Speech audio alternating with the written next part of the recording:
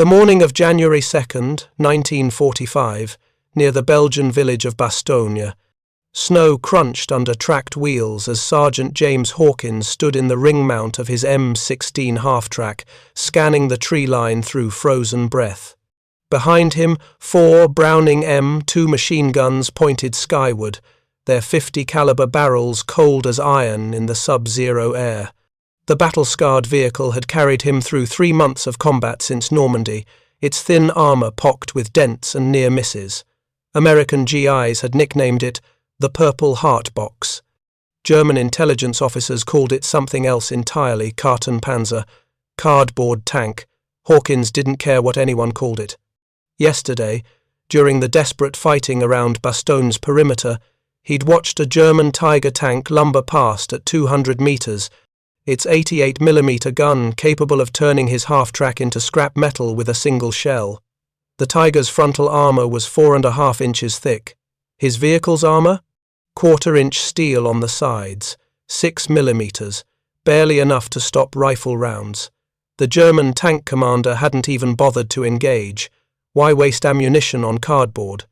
But that German officer made a fatal miscalculation, because when Hawkins rotated his quad-mounted 50s toward a group of Panzer Grenadiers emerging from the woods, he taught them a lesson about American engineering philosophy that would ripple through German command structures for the remainder of the war. If you're enjoying this deep dive into the story, hit the subscribe button and let us know in the comments from where in the world you are watching from today. The contrast between American and German military thinking in World War II has been analysed endlessly. Blitzkrieg versus industrial might, tactical brilliance versus material abundance. But nowhere was this philosophical divide more starkly illustrated than in the humble half-track. To understand what happened at Bastogne and 100 similar battles, we must first understand what each side believed about the very nature of armoured warfare. In 1939, when German ST KFZ 251 half-tracks first rolled across the Polish border, they represented the cutting edge of mobile warfare doctrine. Designed by Hanomag, these vehicles featured 14.5mm frontal armour and 8mm angled side plates, significantly thicker than anything the Americans would field. The Wehrmacht's philosophy was clear. Infantry carriers needed protection. German military doctrine, forged in the trenches of World War I and refined through the Spanish Civil War, emphasized survivability. An armoured vehicle's primary purpose was to deliver troops to the battlefield alive. Heinz Guderian himself had emphasized this point.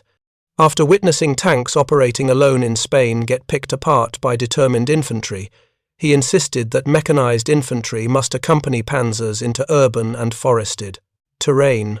The SD KFZ 251 was engineered specifically for this role. Its angled armour, inspired by earlier prototypes, could defeat standard rifle-caliber armour-piercing rounds. The sides were V-shaped, steeply angled to deflect horizontal fire. It was expensive, complex to build. The early C model required numerous angled plates fitted together, but it worked. Or so German officers believed. The problem was production. Despite propaganda films showing endless columns of half-tracks, the reality was starkly different.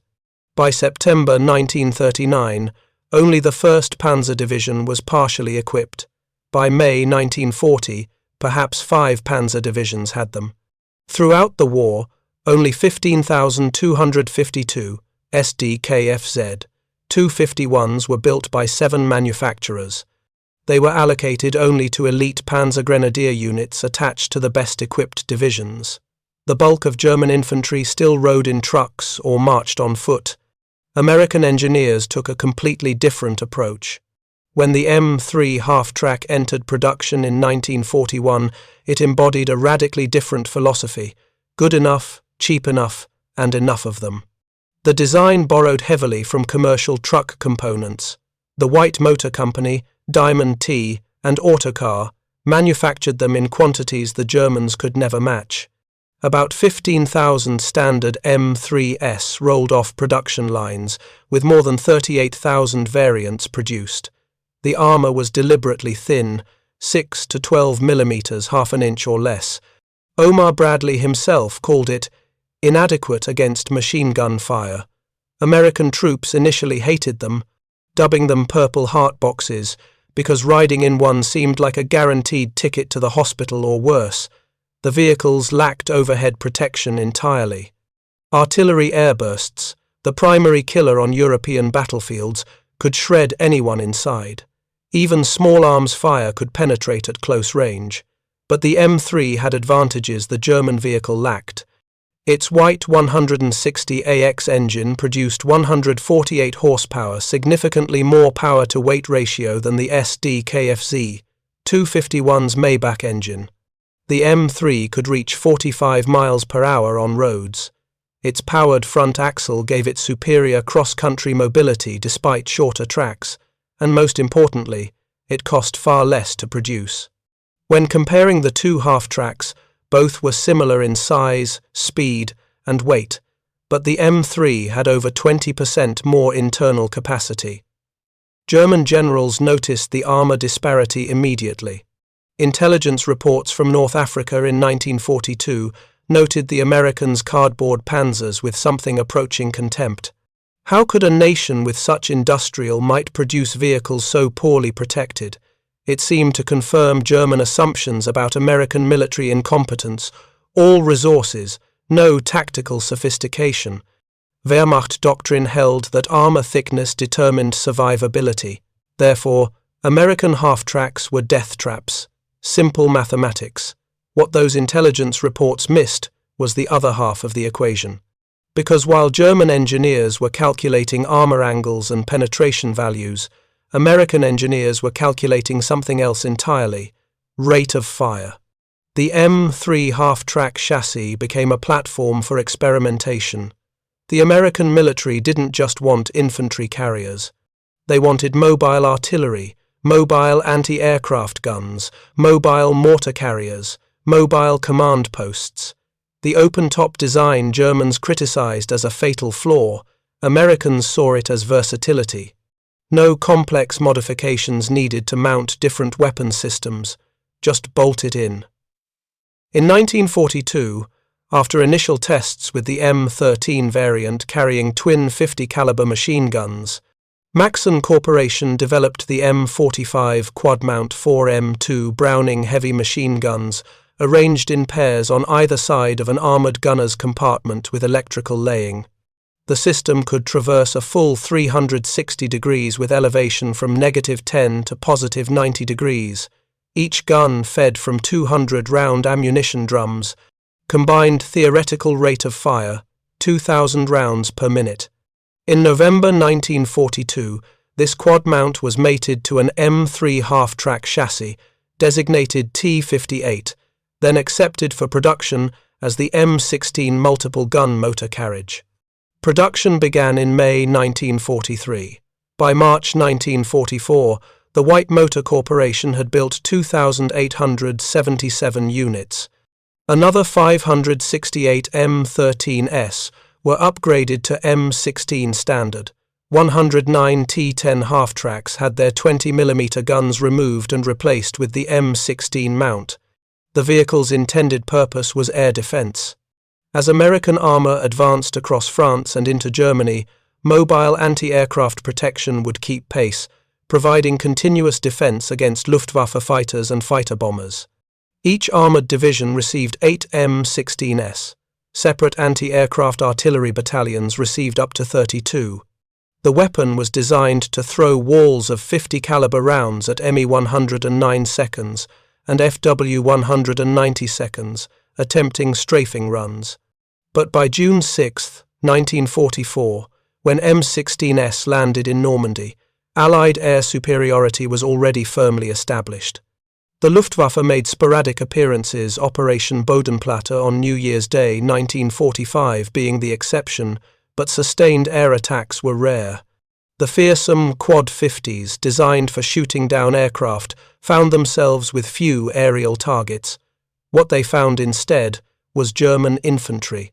The first time Wehrmacht soldiers encountered an M16 in ground combat, probably in the Norman hedgerows, They learned something that no intelligence briefing had prepared them for. American infantry commanders discovered that if they suspected Germans lurking behind a hedgerow or in a tree line, they could call up an M16 and have it spray the area with 50 caliber rounds. The heavy bullets tore through vegetation, brick, light cover, and human flesh with equal efficiency. 50 caliber rounds are devastating. Each bullet weighs approximately 1.8 ounces and leaves the muzzle at 2,850 feet per second. The kinetic energy is immense. Against personnel, the effects are catastrophic. A single round can kill multiple soldiers if they're in line. It can penetrate light armor, concrete walls, sandbags.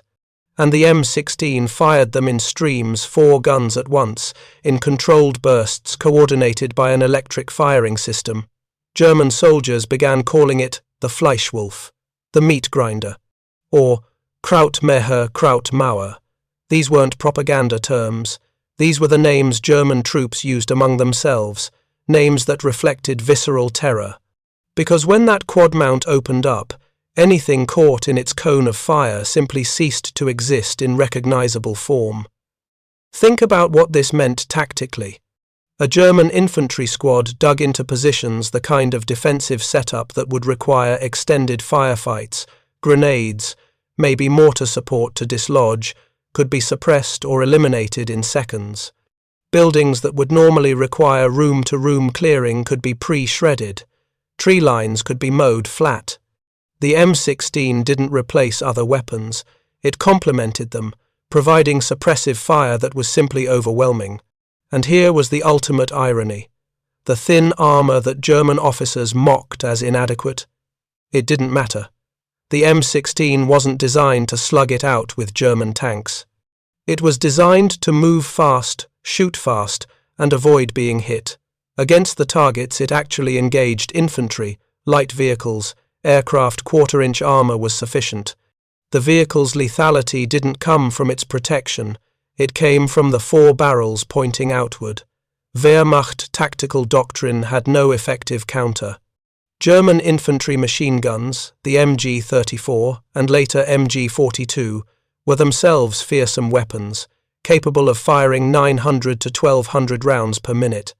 They were arguably better squad-level weapons than anything America fielded, but they fired 7.92mm rounds, deadly against infantry, certainly. But they couldn't penetrate the kind of cover that stopped 50 caliber fire, and more importantly, they couldn't match the psychological impact. When an M16 opened fire, it sounded like the world was ending. The Quad 50s produced a distinctive hammering roar, bam, bam, bam, bam, bam, bam, that was instantly recognizable and utterly demoralizing. German soldiers reported that hearing one fire triggered immediate panic in green troops. Even veterans found it unnerving, because you couldn't hide from it. The trenches weren't deep enough. The trees weren't thick enough. Stone walls crumbled. The only real defense was to be somewhere else entirely. By autumn 1944, as American forces pushed toward the German border, M16s had become infamous throughout the Wehrmacht. Intelligence reports changed their tone. These were no longer cardboard panzers to be dismissed. These were priority targets. Kill them first if you get the chance. Because if you let an M16 set up, it would dominate the battlefield. And then came the Ardennes. On December 16, 1944, Adolf Hitler launched his last great gamble in the West. 200,000 German troops, nearly 1,000 tanks, and artillery that had been carefully hoarded for months, smashed into the thinly held American lines in the Ardennes forest. The offensive aimed to split the Allied armies, capture Antwerp, and force a negotiated peace. For the Wehrmacht, this was the final chance to change Germany's fate. The plan depended on speed and surprise. German armour had to reach the Meuse River bridges before Allied air power, grounded by winter weather, could intervene. The attacking forces included some of Germany's last effective units, the 5th Panzer Army under Hasso von Manteuffel and the 6th SS Panzer Army under Sepp Dietrich. They hit 4 inexperienced or battle-worn American divisions holding an 80-mile front. The initial results were promising. German spearheads penetrated deep into Belgium, creating the bulge that gave the battle its name. But the Wehrmacht was no longer the force that had raced across France in 1940. Fuel shortages plagued every unit. Many tanks were towed to their starting positions to conserve gasoline. Ammunition was rationed, food supplies were thin. The German soldiers launching the attack knew they were advancing with just enough resources to reach their objectives if everything went perfectly. There was no reserve, no margin for error. American forces, caught off guard, reacted with remarkable speed. Within hours, Eisenhower recognized the attack as a major offensive rather than a spoiling attack. Reserves began moving toward the Ardennes. The 101st Airborne was rushed to Bastogne, a critical road junction, and with these reinforcements came their supporting units, including anti-aircraft battalions equipped with M16s. The weather that initially helped the Germans' heavy clouds and fog that grounded Allied aircraft also created conditions that would showcase the M16's ground support role. When German infantry attacked in the mist and snow, American defenders needed weapons that could deliver massive firepower at close range. The Quad 50s proved ideal. At Bastogne, surrounded by German forces, the defenders included elements of various anti-aircraft artillery units. Their M16s, originally positioned to defend against Luftwaffe attacks, found themselves redirected toward ground targets. When German infantry attempted to infiltrate through the fog, when Panzer Grenadiers tried to advance behind their tanks, the M16s engaged them with devastating effect. Sergeant Hawkins, mentioned at the beginning, represented thousands of American soldiers who discovered that their supposedly inadequate vehicles were extraordinarily lethal when used properly. His M16, with its thin armor that German intelligence dismissed, could put more rounds downrange in 30 seconds than a German infantry company could fire in 5 minutes. The vehicle's mobility meant it could shift positions rapidly, appearing at threatened points, laying down suppressive fire, then moving before German artillery could zero in. The psychological impact on German soldiers was profound. One captured Wehrmacht officer, interrogated in late December, stated that American troops seemed to have machine guns everywhere, that the volume of fire was simply overwhelming. He wasn't wrong. American doctrine emphasized firepower over armor protection. Where German units carefully husbanded ammunition, American supply lines delivered it in staggering quantities. An M16 carried 200 rounds per gun, 800 rounds total in the mount, with more ammunition stowed in the vehicle. Resupply was continuous. German soldiers accustomed to their own logistics, where every round was counted, where artillery support was carefully rationed, couldn't comprehend the American approach. They would establish positions, dig in carefully, prepare for a methodical battle of position warfare. Then an M16 would appear and simply obliterate their positions with sustained fire. Buildings would disintegrate, stone walls would crumble, carefully prepared defensive positions would become death traps. The Battle of Araucourt in September 1944 had already demonstrated this dynamic. There, American forces, equipped with Shermans themselves, derided by Germans as inferior to Panthers and Tigers, had defeated German armor through superior tactics and overwhelming firepower. The Americans didn't try to match German tanks in single combat. They used their numerical superiority, their artillery support, their air cover, and their continuous supply lines to create conditions where German tactical excellence couldn't compensate. The same principle applied to half-tracks. German ST, KFZ 251s were better protected. They were more carefully engineered. They reflected sophisticated understanding of armor protection principles, but there were never enough of them. And they typically mounted 1 or 2 MG 34 seconds or MG 42 seconds for defense adequate for suppressing enemy infantry, but not overwhelming. American M16s, by contrast, were produced in numbers sufficient to equip every armored division and numerous separate battalions. They mounted 4 heavy machine guns with electrical fire control. They could engage multiple targets simultaneously, and behind them came the endless American logistics train trucks carrying ammunition, fuel, food, replacement parts.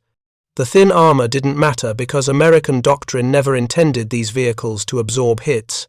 They were meant to move, shoot, and survive through mobility and firepower. The realization spread through German ranks during the brutal winter fighting.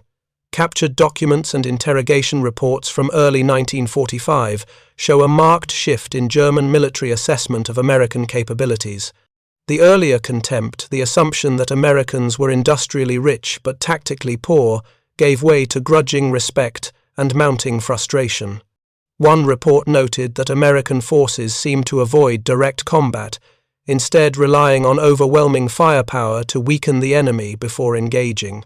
This was characterized as somehow unfair, a violation of proper military conduct.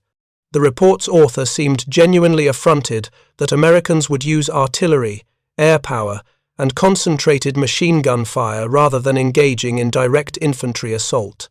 This represented a fundamental misunderstanding of American military philosophy.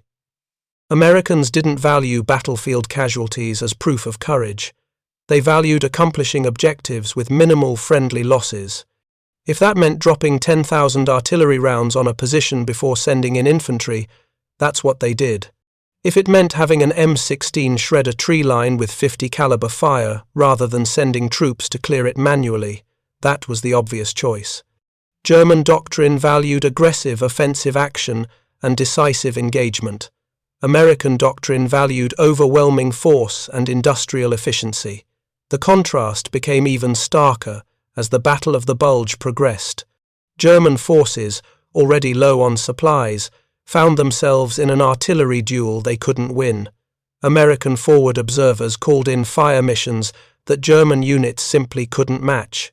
When German infantry tried to advance, they encountered not just rifle fire but machine gun fire from multiple sources, including the dreaded Quad 50s. By early January, the German offensive had clearly failed.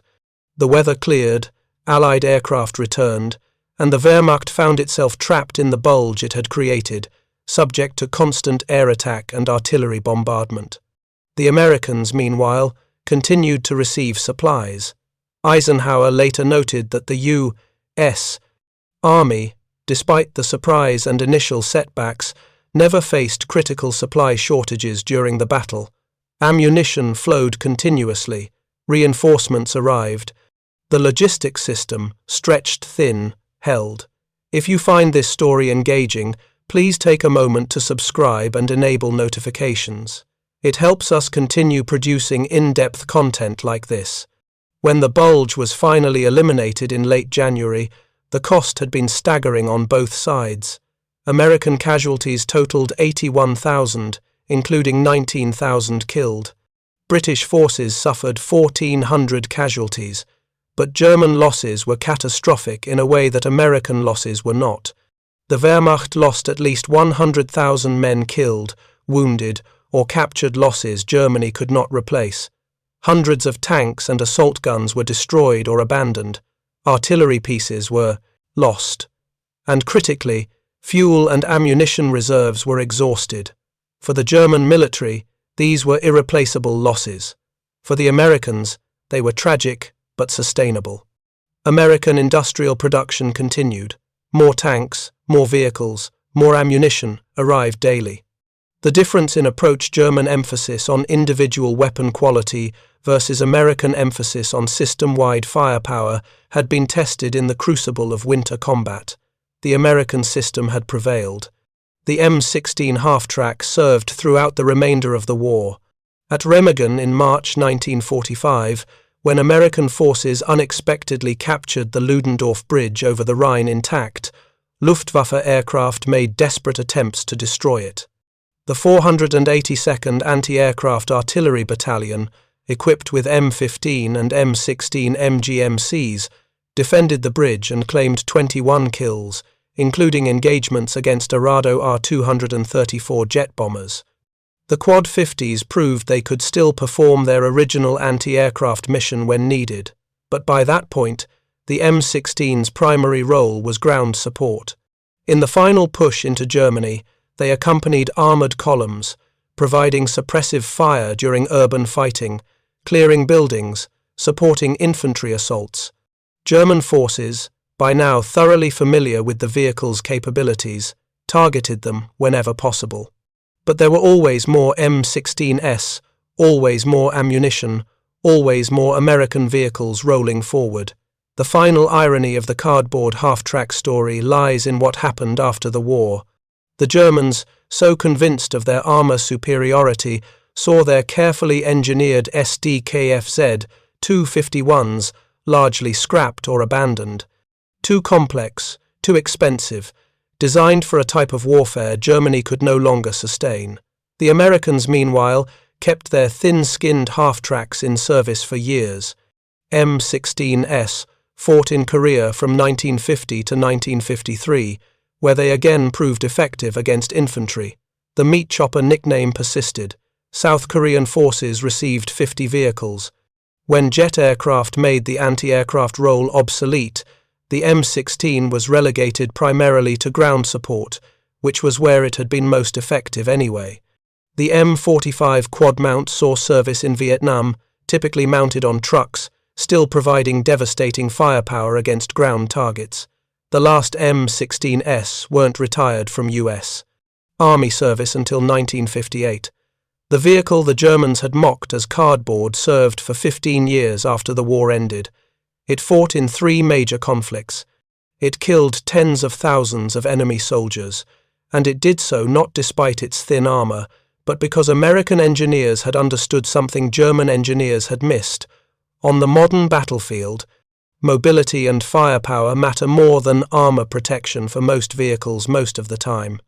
This understanding reflected broader American industrial philosophy. American engineers didn't try to build the perfect weapon. They tried to build an adequate weapon in overwhelming numbers. The M4 Sherman tank wasn't superior to the German Panther in direct combat, but America built 50,000 Shermans versus 6,000 Panthers.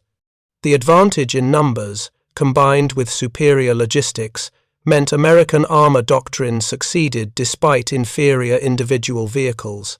The same principle applied to half-tracks, trucks, artillery, aircraft, and even small arms.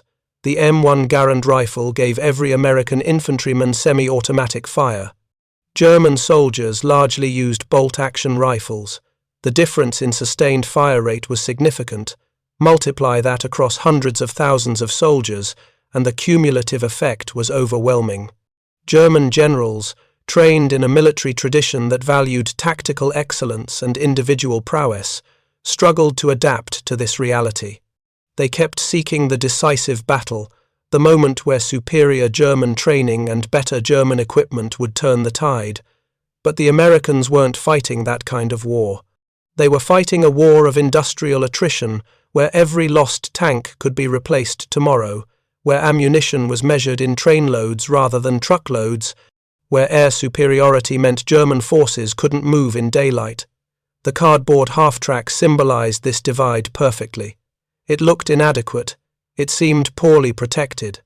German intelligence officers wrote dismissive reports about it. But it worked. It kept working. It killed German soldiers with ruthless efficiency. And when one was destroyed, 3 more were waiting to replace it. By war's end, thoughtful German officers understood what had happened. They had been outproduced, outsupplied, and overwhelmed by an enemy who didn't play by European military rules. American forces didn't value honor in combat the way German doctrine emphasized. They valued winning efficiently. They used every advantage their industrial base provided, and they did so without apology.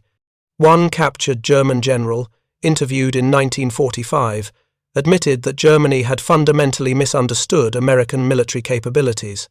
They had assumed American wealth would translate to well-supplied but poorly trained troops with inadequate equipment. Instead, they found adequately trained troops with overwhelming material support and equipment designed around practical effectiveness rather than theoretical perfection. The general noted, with evident bitterness, that fighting Americans felt less like warfare and more like being processed by a machine. That mechanistic efficiency was precisely the point. American military doctrine treated warfare as an industrial problem to be solved through superior logistics and firepower. The M16 Halftrack, with its thin armor and devastating quad 50s, perfectly embodied this philosophy. It wasn't the best possible anti-aircraft vehicle or the best possible infantry support vehicle. It was good enough at both roles, cheap enough to produce in quantity, and effective enough to dominate battlefields from Normandy to the Elbe. The lesson, for those willing to learn it, was profound. Victory in modern industrial warfare doesn't necessarily go to the side with the best individual weapons or the most sophisticated tactics. It goes to the side that can sustain overwhelming firepower, maintain continuous logistics, and replace losses faster than the enemy can inflict them. The Germans built better tanks. The Americans built more tanks.